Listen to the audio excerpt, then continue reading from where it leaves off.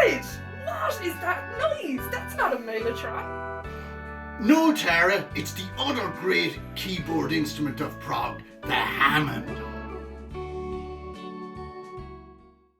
Hello everyone and welcome back to Spin and Prog. So today we are going to discuss our favourite Hammond organ players. Now when we sat down to talk about this, the amount of people that we came up with was crazy. So we are absolutely going to be doing a follow-up. So if your favourite isn't mentioned here, do not worry, because they probably will be. At some stage. And feel free to add them in the comments if you like. But we decided to do a slightly different video this time. So rather than Tara pick her 5 and me pick my 5, we decided to pick loads and we came up with a huge list. And we decided to define who our top 10 were. Hammond organ, great instrument. Oh my god, definitely one of my favourite sounds. Yeah, I noticed it was something that came up in a few of the previous videos when we talk about the band, and all of a sudden it was all the Hammond organ. So yeah, fabulous instrument. Absolutely loved the instrument. So my uncle had one once, and I got to fiddle around with it at one stage, which was fun. But so without further ado, let's get stuck in. So number 10, we have Tony K. Okay, so I'm going to talk about Tony K, am I? Oh, yeah. You going to? Okay. So Tony K, we got to hear him on the early Yes albums, and the Hammond organ sound he had was absolutely brilliant.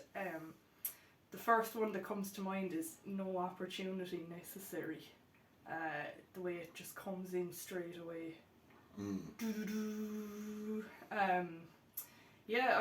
I think he was a great fit with the band, especially in the early days. Like, don't get me wrong now, I love Rick Wakeman and Patrick Moraz and the rest, the revolving door of players, but Tony K, he left his impression definitely on the early albums. Yeah, we've a great photo of him in the middle there, haven't we? Yeah, look at him like it. On the Hammond organ. So, Tony, great man, one of the luckiest men in rock and roll, I think. Fired out of Yes just after this album, and then he's brought back into the band just before they record 90125, and he makes a load of money. But those first 3 albums, like you say, Tara, amazing Hammond organ, amazing. Yeah. Yeah, and like you said, no opportunity necessary, no experience needed. Fantastic. Looking around and things on the first album. Oh, I love that. Yes, yeah. Oh, you could keep on and on about it. Nearly every track he's fabulous on, So then we head across the pond to the US, and Mr. Steve Walsh of Kansas. Amazing Hammond player here. He's not so kind of in your face and distorted as the other guys are. I think a lot of things with the UK was playing the Hammond through the kind of old valve amplifiers and Marshalls and things like this. Mr. Walsh, he uses it very much as a kind of it's like the backbone instrument to his sound. Yeah. Swirling, it swells, and it just adds that lovely texture and tone. Really kind of helps to define the sound of Kansas. So absolutely great player. Steve Walsh, very precise player too, and lovely, absolutely great stuff. And it blends in so well with that violin sound. It does, yeah. I mean, the two of them go together perfectly. Yeah, and you can kind of hear they're listening to each other, and the stuff on Kansas is just so well rehearsed and put together and arranged before they do anything. Brilliant. It's amazing. So you're up next, Tara. So Tony Banks. So I chose to pull out this album because it's you're hearing what's to come from Tony Banks, and especially at the start of the knife, he comes in on the Hammond organ, and it's real like, oh, that's a dirty sound, like. It is, yeah. What a man! Like he brought so much to Genesis. Their early work with Peter Gabriel, Tony Banks' sound is just, it's just in its own element, like, and oh my god, I'm lost for words. I love him, okay? Yeah, but all the way through Genesis, he's great. And there's like a Tony Banks sound. Tony Banks is the sound of Genesis. He is, yeah, You know, absolutely. but there's also part of the sound that's very Steve Hackett, I think. You can tell my bias towards which era of Genesis I like. You know, but between the two of them, there's an amazing kind of cohesion. But with Tony Banks too, there's almost like the history of keyboards. Each album he has a different rig. Yeah. And the early albums are very linked around the Hammond organ. So that, you know, like you say, the knife off that Return of the Giant Hogweed then on the next album and things like that, you know, absolutely amazing, yeah. Great choice there, Tony Banks. Lovely. Now. So it's my turn. Your turn. Oh God, oh God. Oh yes, oh yes. Yeah, I'd forgotten. Yeah. Ties Van Leer from Focus. Ah, yeah. Just mad. He's still going now. He is, with his Hammond organ. He is, and and he's still got the old Hammond organ and everything like that with him. Absolutely amazing. I mean, he is this band. You know, I know Jan Ackerman is fantastic as well, or was fantastic, God rest him, but the whole kind of essence of this band like revolves around this lunatic and his Hammond organ. Flutes, the kind of strange vocal noises he makes. And Focus. Yeah, absolutely amazing. Amazing musician, amazing band. Focus, yeah, Tis Van Leer. Okay, so it's your turn now, or is it mine again? Your turn. Oh, I get another go, do I? Oh, great, because I've got Dave Greenslade, and specifically the work that he did with Colosseum on the early albums. Oh my god. Specifically, the Valentine Suite. I mean, what the Hammond playing on this is just mind blowing. And if you ever get a chance to, there's a video of them. I had it on DVD, which is Colosseum Lives, which was then when they did a reunion concert in Germany. And there's some amazing. I mean, Mr. Greenslade is on the Hammond organ. He doesn't hold back. Oh, it's just incredible. It's just you know, I mean, the whole gig is almost played on the Hammond. You know, there's no other keyboards involved. But yeah, absolutely, Dave Greenslade, especially his work with Colosseum. My God, fantastic. Yeah. Okay, so Tara, over to you. Oh no, we're going into the dark side where she likes to be. It's you, band. I wanted to talk about this one because again, you're going to see what's to come with Hugh Banton on this. There's a lot of Hammond organ in it. Oh my God, like it starts off. It's a nice. Oh, this is a nice album. Side 2, it gets into and it starts going. Oh Jesus, like whoa, what's happening? The last track, then he comes in on the Hammond organ very hard, and you're like, whoa! And that's where you get sucked in, and it's like, wow, I want to hear more from these guys. Next few albums, Hammond organ, all over them, absolutely fantastic. He fits in with Peter Hamill's vocals so well, because Peter Hamill has that real dark way of singing, and he has these real crazy lyrics. The Hammond organ in behind them, then it's just it punch you, like, you know, like listen to this, and it's oh my God, fantastic.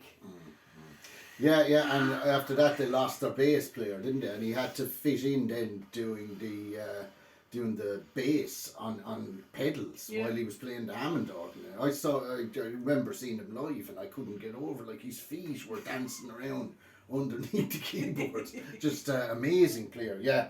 Fantastic, yeah, great choice, Tara. Very unusual, like, to pick that one. So am I next, am I? Yes.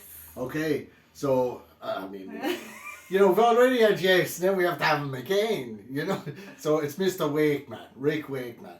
I think his contribution to Hammond organ. I'm just going to say two things, like solo in Roundabout, and then the solo towards the end of Close to the Edge. Just real fast staccato Hammond organ playing. Real sound and style of his own. Absolutely amazing. Yeah. And I mean, you could pick any keyboard Mr. Wakeman touched, and he was just one of the guys, I'm afraid. Yeah. So So what number are we at? This is number what? That is number 4. Number 4. Okay, so I haven't been keeping track of numbers. I'm terrible.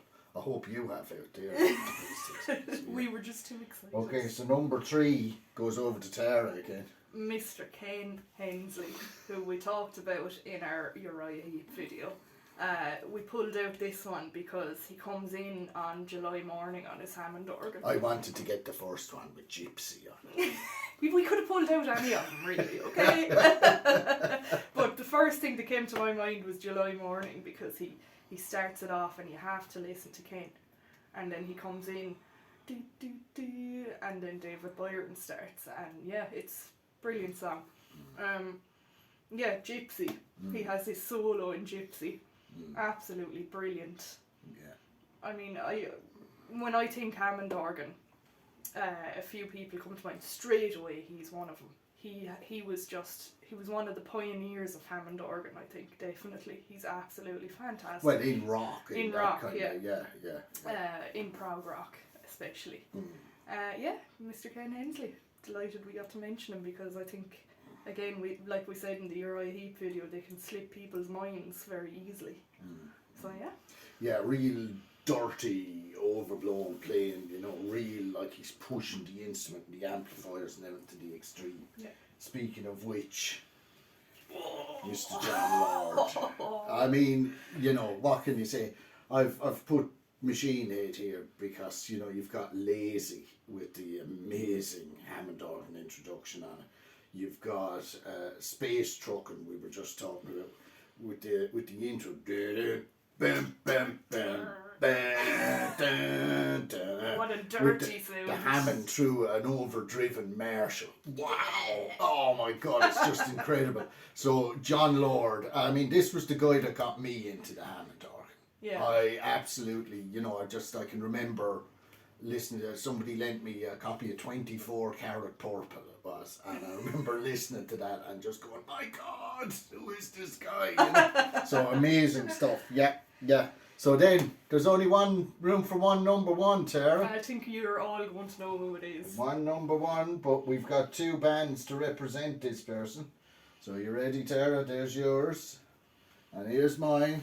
So it's Mr. Keith Emerson, The Nice, and Emerson, Lake and Palmer. I mean, the man who would ride the Hammond organ while playing like a pony, it, like a small pony, yes. Sticking daggers into it and everything, and oh my God, his use of the Hammond organ was just revolutionary. Like, their sound, it revolves around it big time, and it's just incredibly progressive. Yeah. Incredibly, like. Yeah, that riff in Tercas on the Hammond organ. Oh my God. I had the good fortune to see Emerson, Lake and Palmer. And I remember he was doing rondo and he was going mad with the Hammond organ. I remember just getting up and screaming in the venue. But absolutely astounding musician. Fantastic use of the Hammond organ, fantastic use of all sorts of things, revolutionary in his own right. And this has to come Tara, out. what have you got there? So I'm sure a lot of you have this, but I was quite traumatised when I first saw it. Now I'll show Mr. Keith Emerson. Because I've had 2 copies of that album and I never got that with it. He's lovely, but then you've Craig League and you're like, is he naked? Is he naked in the picture? It's a bit like... Kind of looks that way, Tara. I'm feeling a bit uneasy here. So I had to pull that out. Yeah. So, there are top 10 Hammond organ. I think there'll be another video to come. There will be. Because it was very difficult to pick them out. I mean, there's so many people. Oh my God, the list was exploding. Huge. As we were talking about it. But feel free to add your voice to the discussion. Comment down below. Talk to us. Any suggestions that you might have, because even though we have this huge list, it took us 2 days to actually go through the list and make this video, and there was lots of arguments and terrible things. There was terribly domestic disturbance going on here. So please feel free to add into the conversation, and I think we should be doing the next one on this pretty shortly. Yeah. But we also have another one coming on the mellotron. Of course. Hit the like button for us because it helps us a lot, and please subscribe. Please do subscribe if you're not. It really helps us. Yeah, so yeah, we will definitely be doing another video on this. Yeah, your suggestions are welcome, and we shall see you in the next one. Okay, all the best. See you in the next video. Bye. Bye.